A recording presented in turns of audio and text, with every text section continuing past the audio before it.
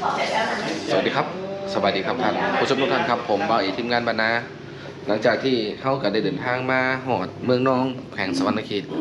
สักระยะหนึ่งแล้วครับตอนนี้เขาก็ได้อยู่ที่บ้านของบ่าวตุกวิธีเล่านะครับมื้อนี้ครับพี่น้องครับเป็นนิมิตหมายที่ดีนะครับเพิ่นกามีพิธีการมัดแขนนะครับการสู้ขวัญการต้อนรับนะครับเดี๋ยวผมสิพาพี่น้องเข้าไปเบิ่งน้ำกันเลยนะครับว่าบรรยากาศเป็นยังไงสวัสดีครับสวัสดีครับสวัสดีครับนี่ครับโอ้วันส่วนเป็นยังไงผมเอาหลายนะโอเคเป็นยังไงมันลงพ่อเป็นยังไงเขาบอกอะไรจืดผีบ้าบัวค้างเลยคุณนี่แองที่เดินทางอีวันนี้ครับเย็นเรื่องแต่วันนี้อันนี้ไอ้ตุ๊กอธิบายเหตุข้อให้ฟังหน่อยครับพี่บาทเลยนะครับเข้ามาในมันจะถ่ายมาเลยนี่ครับพี่น้องครับอย่างที่บอกครับนี่คือบรรยากาศในการจัดผ้าเข่านะครับจะเตรียมต้อนรับผูกคอต่อแขนเอ้าไอ้ตุ๊กบอกให้ฟังในอันนี้เป็นยังไงเหตุข้อประเภทนี้ของเพื่อนอันนี้ก็คือไอ้คิดว่าในเวลาที่น้องๆไอ้พี่ๆเดินทางมาปุ๊บก็ได้พาน้องๆไอ้พี่ๆนั้นได้ออกเดินทางไปศึกษาอย่างวิถีชีวิตยังหลายๆสิ่งหลายๆอย่างที่ได้ทำในความทิพย์น้ำกันแล้วไอ้เองเกิดความรู้สึกว่ามีความผูกพันมัดใส่หรือว่ามีความรู้สึกว่าแต่ละคนนั้นมีความจริงใจต่อกันบริคีที่เขาเรื่องเรื่องงานเรื่องอย่างต่างๆความมุ่งแม่นตั้งใจเฮ็ดให้กันและไอ้ก็เลยคิดว่าบ่มีอย่างสิตอบแทนหรือว่าบ่มีอย่างสิให้ก็เลยเกิดมีแนวคิดว่าหีดของประเพณีลาวพี่น้องไทยลาวก็คืออาจสิเคยเห็นเคยมีและเฮ็ดจังได๋เฮ็ดให้มันมีความผูกพันและเฮ็ดให้ไอพีเพิ่นนี้เกิดความสะดุดใจสะดุดตาแล้วอยากกลับมาหรือว่าคิดฮอดคิดถึงกันนะไปพูดกินปลามาพี่กินข้าวอยู่ใส่ก็ถือว่ายามจักสิว่าเนี่ยเราสุภาษิตบ่ฮู้มีแต่ว่าถ้าวันนี้นะให้เพิ่นจมกินฮอดให้คิดฮอดกันอยู่ตลอดถึงมันจะอยู่ไกลกันก็ตามก็เลยเกิดมีผ้าเข้านี้ขึ้นมาผ้าเข้านี่ก็ถ้าลำพังแต่อ้ายก็บ่สามารถเฮ็ดได้ก็มีทั้งป้าทั้งพ่อเฒ่าแม่เฒ่าญาติพี่น้องเพิ่นก็ร่วมด้วยช่วยกันคือไก่นี่กับพ่อเฒ่าเป็นผู้ลกเป็นผู้ครัวเป็นผู้ต้มให้แล้วเพิ่นก็เอาเล่มมาส่งเช้านี้แต่ว่าเพิ่นบ่ได้อยู่นำครับเพิ่นค่าไปงานดองก็เลยมีแต่ป้ามีแต่แม่เฒ่ามาหลังจากนั้นอาจจะนี่แหละมีผ้าเข้าผ้านึงขึ้นมาผ้าเข้าอันนี้เปรียบเสมือนความฮักความเพลงความจริงใจที่บ่าวตุ๊กมีต่อพี่ทีมงานทุกคนที่เดินทางมาในครั้งนี้คิดอยากเฮ็ดแต่โดนนั่นแหละแต่แขกเดินทางมาแต่ละเทื่อก็บ่ได้เฮ็ดบ่ได้เคยลืมบุญคุณหรือว่าคุณงามความดีของอ้ายเพิ่นที่สร้างให้บ่าวตุ๊กมีชื่อเสียงหรือว่ามีตีมีมือจนเลี้ยงพ่อเลี้ยงแม่เลี้ยงครอบครัวจนถึงปัจจุบันนี้อันนี้ก็บ่เคยลืมแต่ว่าเฮาหาโอกาสดีๆที่เหมาะมาเฮ็ดกิจกรรมเพิ่นจังซี่นี่บ่ได้และมื้อนี้ถือว่าครบเครื่องแล้วเกลือมะเพ็ดเป็นนัวอีหยังต่างๆน่ะมันมาครบแล้วและบ่าวตุ๊กเองก็เลยเกิดมีแนวคิดว่าอยากเฮ็ดสิ่งใดสิ่งหนึ่งอาจจะบ่มีค่าทางเงินค่ามีอย่างต่างๆแต่ว่ามีค่าทางด้านจิตใจจิตใจของบ่ตุ๊กนี่ก็คือ มีความจริงใจก็เลยเกิดมีผ้าเข้าผ้านี้ขึ้นมาก็มีฝ้ายผูกแขนมีไก่ตัวนึงมีนี่แหละอย่างที่เห็นนํกันนี่แหละก็เลยคิดว่าอยากผูกคอต่อแขนเอาเป็นอ้ายเป็นพี่เป็นน้องเป็นอ้ายฮักอ้ายเพลงให้ฮักให้เพลงกันไปพูดกินปลามาพี่กินข้าวมาพี่มาเมืองนองเนาะอย่าลืมบ่าวตุ๊กเดินทางมาหาได้ยินดีต้อนรับเสมอของมักอันจารย์นี่แหละบ่าวเอกกับมีหลายผมเข้าใจครับจักซีซันหาคำไหนมาเว้าความหมายก็คือมันเต็มอยู่ในอกแล้วเอาเรื่องความฮักความเพลงว่าในนั้นซะก็อ้ายเป็นตัวแทนดีกว่าเนาะโดยอ้ายเป็นตัวแทนแต่ว่าอ้ายในนามของเอาเป็นว่าเป็นพี่ใหญ่หมู่โดยอยู่ในทีมก็แล้วกันนะครับก็คือมื้อนี้เอาตั้งแต่มื้อเริ่มต้นที่มาซะโดยเอาแต่มื้อเริ่มต้นที่มาซะถามว่าอ้ายมีความตั้งใจส่ำใดที่สิมาครั้งนี้โดยอ้ายเกิด100%ตั้งใจที่สิมา แล้วทุกเหตุการณ์ที่อ้ายเจอทุกเหตุการณ์ที่อ้ายพอทุกความหักความแพงที่พี่น้องทางฟังนี่เพิ่นมอบให้อ้ายรู้สึกซาบซึ้งใจแห้ง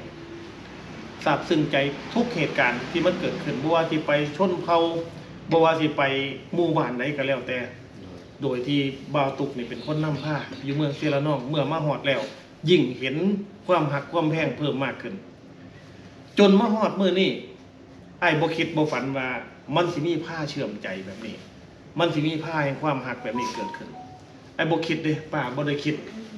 ว่ามันสิมีแบบนี้ก็คิดว่าเฮาเป็นอ้ายเป็นน้องไปหามาสู้กันธรรมดาบ่ได้คิดว่ามันสิความหักแพงน่ะมันสิยิ่งใหญ่ขนาดนี้แต่ว่าในใจผู้บ่าวผู้นี่มันเต็มร้อยแล้วก็รู้สึกอบอุ่นทุกครั้ง ที่ได้เห็นหน้าบ่าวตุกถึงแม้ว่าจะเห็นครั้งเดียวแต่ทุกวันที่ได้เจอหน้ากันทุกวันที่บ่าวตุกพาเดินทางมันรู้สึกปลอดภัยว่าอย่างน้อยๆบ่าวตุกก็คงหูภาษาในการสื่อสารหูเส้นทางในการพายางอันนี้คือสิ่งที่ทีมงานเฮามีความประทับใจแล้วก็อบอุ่นใจทุกครั้งแต่มื้อนี้ครับผ้าเขาผ้านี้เปรียบเสมือนครอบครัวหนึ่งที่หักแพงเปรียบเสมือนครอบครัวหนึ่งที่เป็นพ่อเป็นแม่เดียวกันถึงแม้ว่ามื้อนี้เฮาบ่เป็นพ่อเป็นแม่เดียวกันเนาะแต่ว่าผู้บ่าวผู้นี่เชื่อว่าความหักแพงของทุกคนที่เกิดขึ้นมื้อนี้เนี่ยก็คงจะบ่ด้อยไปกว่ากันโดยเฉพาะบ่าวตุกพร้อมกับป้าพร้อมกับน้องไผกับอีพ่อนำแล้วก็พี่น้องเฮาหลายๆคนเบิดครอบครัวเฮานี่ล่ะนะครับได้จัดผ้าเขาผ้านี้ขึ้นกะทาหากว่าบ่มีใจกะคงสิบ่เฮ็ดขึ้นมาแบบนี้กะคงสิบ่ได้มาร่วมกันอยู่จังซี่อันนี้แสดงว่าเบิดครอบครัวเพิ่นมีใจที่ฮักแพงเฮาก็สัญญาว่าบ่ว่าสิไปพุ่นหรือมาพี่ก็สร้างให้คำว่าไปพุ่นกินปลามาพี่กินข้าวให้มันยังคงอยู่ให้มันยังความเป็นพี่เป็นน้องเป็นพ่อเป็นแม่เป็นลูกเป็นหลานเป็นอ้ายเป็นชายกันแบบนี้ตลอดไปมาทางพี่กลับมาหาครอบครัวบ่าวตุกไปทางพุ่นไผก็ได้บ่าวเอครอบครัวผู้บ่าวผู้ไทยดำหรือว่าน้องฮันนี่ก็ได้นะครับทุกพื้นที่สิเป็นตั้งมีตั้งแต่ความหักระหว่างครอบครัวของพวกเขาขอให้พระเขาผ้านี่ครับอาหารหวานข้าวมื้อนี้ให้เทพบุตรเทวดาประจำเฮือนพระภูมิเจ้าที่เจ้าฐานประจำที่ให้เพิ่นเป็นสักขีพยานในการหักแพงครั้งนี้ในการเป็นพี่เป็นน้องถึงบ่แม่นว่าคำว่าสาบานกับคล้ายๆคำว่าสาบานที่สิเป็นพี่เป็นน้องที่สิหักแพงกันที่สิบ่ทิ่มบ่ปากันขอให้พระเขาพระนี่ให้มีเทพบุตรเทวดามาเป็นสักขีพยานในความหักของพวกเขาทั้งสองอ้ายน้อง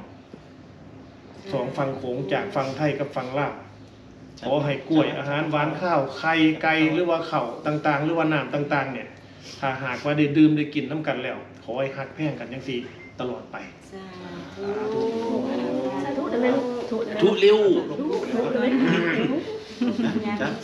แต่คนจริงใจและเป็นคนทำแทนจากใจจริง ดีใจครับดีใจ ขอบมัดครัวได้บ่แม่นแต่ผู้หนึงผู้เดียว ครับประทับ เมื่อ ใจ คอมันครัวเลยมัดนี่แหละผมกันคือว่าเป็นตัวแทนของครอบครัวทุกท่านทุกคน กันว่าอันเพิ่นบ่ฆ่ากันน่ะมีหลายอยู่ไอ้น้องเพิ่นก็ฆ่า ธรรมดาเนาะธรร นะ มดา เดี๋ยวพูดเอาอาจารย์ก่อน จานก่อน ตลอดปลอดภัยเด้อ ไก่ตัวนี้เนาะครับ ถ่ายคลิปจะให้ปั ให้ ง คนนี้ให้คนนี้ดีกดเข้าเด้อ ๆผู้แพง น้อยไม่ยากมาทำไม่ให้เข้าไปใกล้เด็ดนะเด้ออาจารย์เด้อ อาจารย์แห้งๆแล้วจะมีต่อไป ใส่เขนนี่นะเขนความหักความห่วงใยความหักความเพลงมาโคโตเขนมัดเขนเอาอาจารย์นี่เป็นอ้ายเป็นพี่เป็นน้องกันแล้วได้วันนี้ได้นะแต่มื้อนี้เป็นต้นไปนะให้เฮานี่เป็นอ้ายเป็นพี่เป็นน้องกันให้อ้ายกับหน้าที่การงานให้เจริญก้าวหน้าให้มีชื่อมีเสียงให้โด่งให้ดังมีแต่คนรักคนแพงดังแล้วให้ดังขึ้นกว่าเก่าและให้มีชื่อมีเสียง จะไปได้ใกล้กว่าเก่า แต่เพลงก็ให้มันโด่งให้มันดังลูกศิษย์ลูกหาก็ขอให้มีแต่คนฮักคนเพลงเนาะคนมาตุ้มคนมาห่อได้บัดนี้บ่ให้คนเกลียดบ่ให้คนสั่งตัวใดที่มันบ่ดีให้มันไปนำให้หมดในมื้อนี้เลยนะครับเว้าผมน้องชายมื้อนี้ต่อไปขอให้อ้ายให้พี่นี่มีแต่ความโชคหมานร่ำรวยสิ่งสำคัญอย่าเจ็บอย่าจนได้เด้อมันยืนได้อายุมันคนยืนสุขภาพแข็งแรงนั่นแหละมาเอาพูดเอาเรื่อย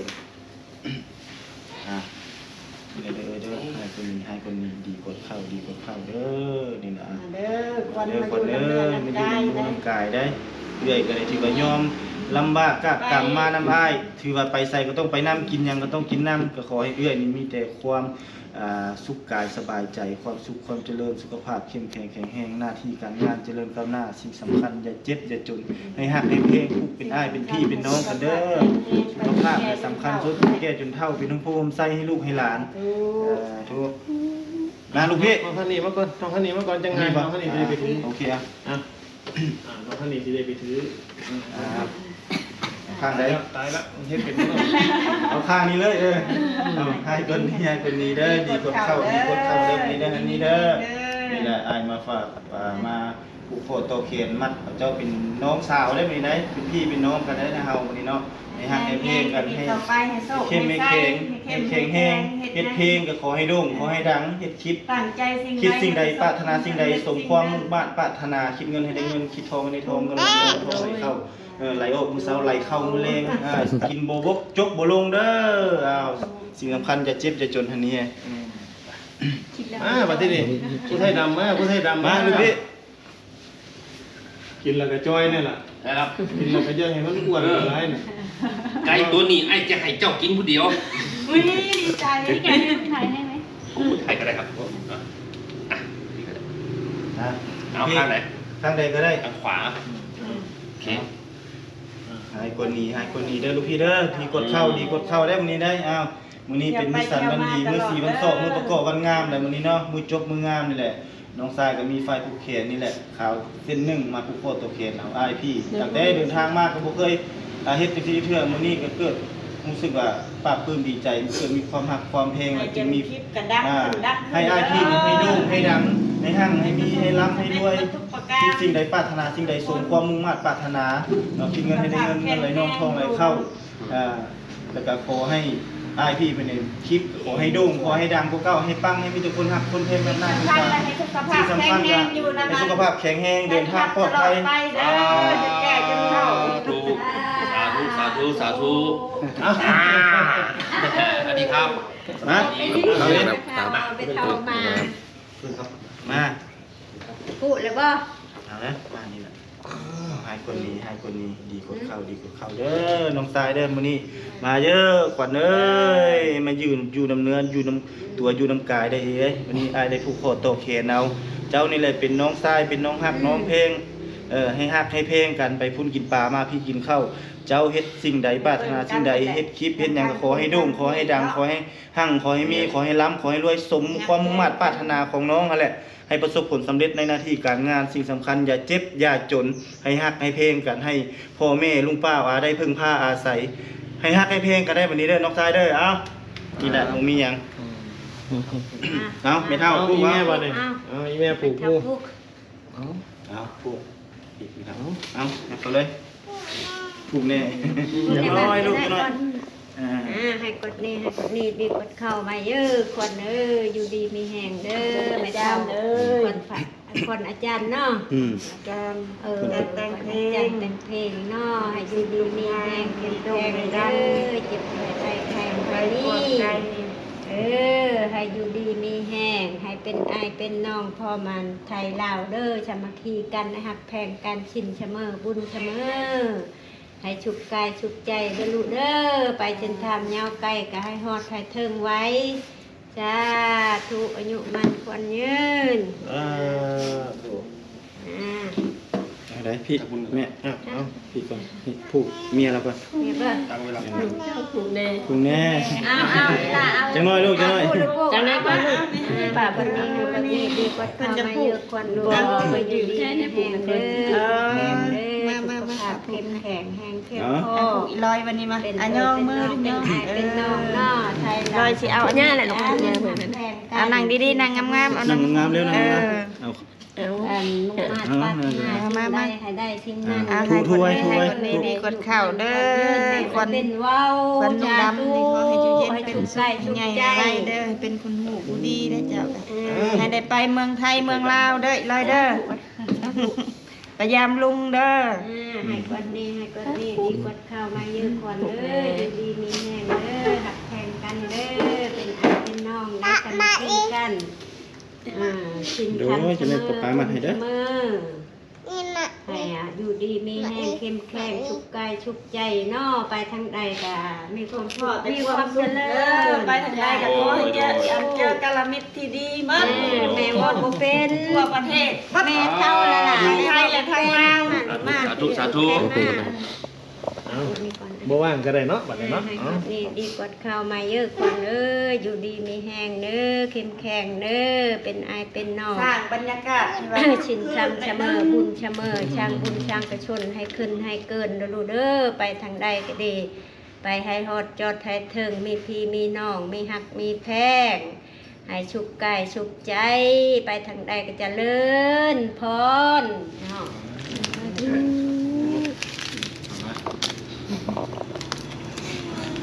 นี่สิ บรรยากาศความหักแพงของเพิ่นนะครับ โอ้ลูกเอ้ยนี่ลูก เพิ่นแพงครับเพิ่นจัง ใส่แบบกินได้ใส่ บรรยากาศแบบนี้นะครับนี่คือว่าเป็นยาวๆเลย ให้มาอีเด้อ กินแล้วคนละคำสองคำ ไป ไม่ได้ดี ทางใดเส้นทางยาวไกลกะให้ฮอดให้ถึงไว้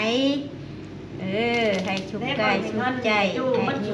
ควรยืน ทางแพ ให้ ทย์ ได้ กัน พบได้พอความสุขความดีให้มีความเจริญไปทางใดเนาะเจริญทุกสาธุ แนวแล้วมันบ่ โอ้ยโยมแม่นี่บ่เป็นเบา บัดที่นี่ลูกสิขออนุญาตเด้อลูกขออนุญาตผูกแขนอีแม่นำเลยเด้ ผู ผู ก ก แข แข น น น้ น้ อ อง ง ไส้ ชายผูกแขนแม่ผูกแขนป้า ให้คน ผูกแขนน้องไผ่ ดีกว่าเข้ามา เป็นตัวแทนเนาะ ครับเป็นตัวแทนครับ เนาะ เด้ เอา อเข้มแข็งเด้ออยู่นำอันนี้แหละเอานี่เด้อพี่น้องกองไปเจ้าเด้อเด้อไปทางใดมีครูมีหมู่มีเพื่อนมีทหารมีผู้ฮักผู้แพงผู้แบงผู้ปั้นให้อยู่มันควรยืนเป็นคนดูคู่ดีและจะเป็นลูกกินลูกทันเด้ออย่าดื้อเด้อสาธุ ถูกไหมถูกไหมถูกไหม บัดที่นี่ลูกสิขอผูกแขนแม่เป็นแม่เป็นลูก งั้นลุกขึ้นนั่งก็ได้แม่ แม่ลุกขึ้นนั่งครับ นั่งก็ได้ครับ สิขออนุญาตผูกแขนแม่ เขาเป็นอย่างดอก ที่ว่าคันว่าลูกให้ค้อนกับบ่คือเนาะเอาเป็นว่าลูกผูกขอเป็นลูก พอดให้แม่ แม่แข็ง ผูก แข็ ขอเป็นลูกแต่บ่มีหยังเอาผูกแขนข้างนี้ก็เอาให้กวดนี้ให้กวดนี้ ดีกวดเข่าดีกวดเข่าวันเจ้าลังโฮมเด้อแม่เอ้ยผูกแขนหับจับแขนสู่ผูกแขนเอาให้เป็นแม่บัดทีนี้จากนี่ต่อไปมีแต่ความแข็งแรงสุขภาพเท่านั้นที่เป็นที่หนึ่งขอให้อีแม่อยู่เป็นหนึ่งในสุขภาพที่เข้มแข็งบ่เจ็บบ่ไข้บ่ไอบ่หนาวจากนี่เป็นต้นไปอีแม่มีแต่ความแข็งแรงเงินค่ำมันอาจสิหาบ่ได้แต่สุขภาพอีแม่ต้องหาได้เด้อแม่เด้อจากนี่มีแต่ความเข้มแข็งมีแต่ความแข็งแรงพุทโธรักษาธัมโมรักษาสังโฆรักษาเทวบุตรเทวดามาปกป้องคุ้มครองบ่ให้อีแม่เจ็บบ่ให้อีแม่ไข้จากนี่ต่อไปขอเป็นลูกเป็นหลานได้แม่เด้อ ถูกให้มันให้ยืนทุกคน ถูกมาเนี่ยปลูกเอาป้าเนี่ยบัดเนี่ย ตัวป้า เอาป้าก้อนมาที่นี่ ปลูกปลาปลูกแม่ ถูกบกล้าให้พ่อนคือเอาหั่นล่ะเอา เป็นยัง ไอ้คนนี้ไอ้คนนี้ดีกว่าเขาดีกว่าเขาเด้อบ่ที่นี่เอาผูกแขนซ้ายควันมาผูกแขนขวาให้ควันอยู่คือเก่านั่นล่ะครับป้าครับขอบคุณในหลายๆสำหรับอาหารหวานข้าวที่ น้องเป็นพี่เป็นน้อง มอบให้น้องให้นี่ให้ลูกให้หลานได้อยู่ได้กินแต่ละมื้อเนาะไปหาย่ำได้ก็ได้กินย่ำนั่นว่าซั่นเบาตูมา กินกระสือคือเก่าเนาะ ขอให้อยู่ดีมีแห้ง คือเก่า ให้เป็นป้าเป็นร้านเป็นเอื้อยเป็นอ้ายเด้อบาดนี้เด้อถูกปลูกเอาน้องชายซะก่อนที่ปลูกน้องไผ่บาดนี้อ้ายก็บ่มีหยังให้คือกันนั่นล่ะบ่มีหยังให้คือกัน มีแต่ความหักความแพงให้ปวดนี้ให้ปวดนี้ให้ปวดนี้ดีกว่าเขา หันให้แต่บ่มีความหักความแพง มีแต่ความหักความแพงสิ่งใดที่คิดว่าดีที่สุดในโลกนี้สิ่งใดที่คิดว่าประเสริฐที่สุดในโลกนี้ขอให้มาลังมาโฮมสิ่งใดที่ศักดิ์สิทธิ์ที่สุดที่สามารถปกป้องคุ้มครองให้แคล้วคลาดปลอดภัยจากพยันอันตรายทั้งสิ่งทั้งปวงขอให้มาลังมาโฮมหากว่าเทพเทวาตนใดที่มีโศกมีลาภมีความให้โศกให้ไส้ก็ขอให้มาลังมาโฮมให้น้องไส้อายุมันควันยืนเฮ็ดอันใดทำมาค้าขายเจริญรุ่งเรืองเห็นน้องบาดนี้ผูกเอาน้องไผ่บาดนี้ น้องไข่คนจอย น้องไผ่เด้อให้คนนี้ให้คนนี้ให้คนนี้ดีกวดเขาดีกวดเขาดีกวดเขาคนเจ้าให้ลังให้เด้อบาดที่นี่ ข้างพี่ไว้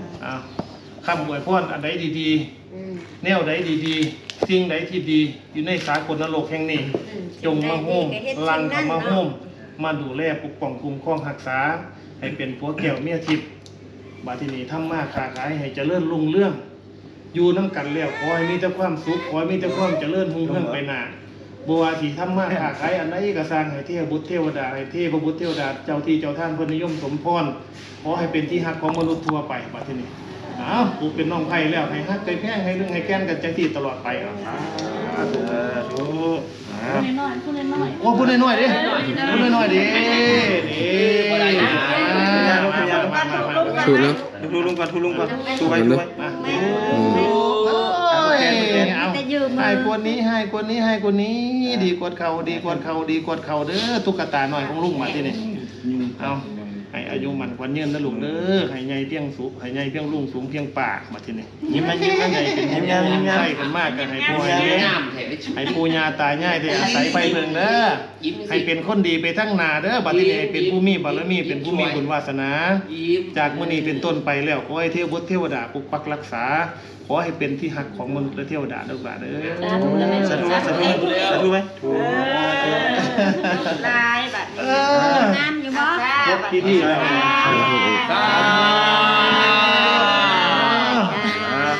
มันปาไปจิอันนี้ให้ เดี๋ยวไปขอถ่ายรูปก่อน เอา ถ่ายรูปรวมก่อน เพิ่งปิด นะมันไกลๆกัน มาระยะที่มันนั่ง เอ้าคุณมิตา เอาไป มันเป็นอีกอย่างที่เฮาบ่คาดคิดนะครับว่า ดูเพื่อนกดแล้วดิ กับแม่กับป่าแล้วก็ครอบครัวเป็นกับคนที่มอบสิ่งดีๆจัง กดแล้ว ซี่ ได้ ให้ เมื่อกี้ นะครับ คนละวะ เขามีความรู้สึกว่า ไหนบ้าง เอ่อ ยังเลย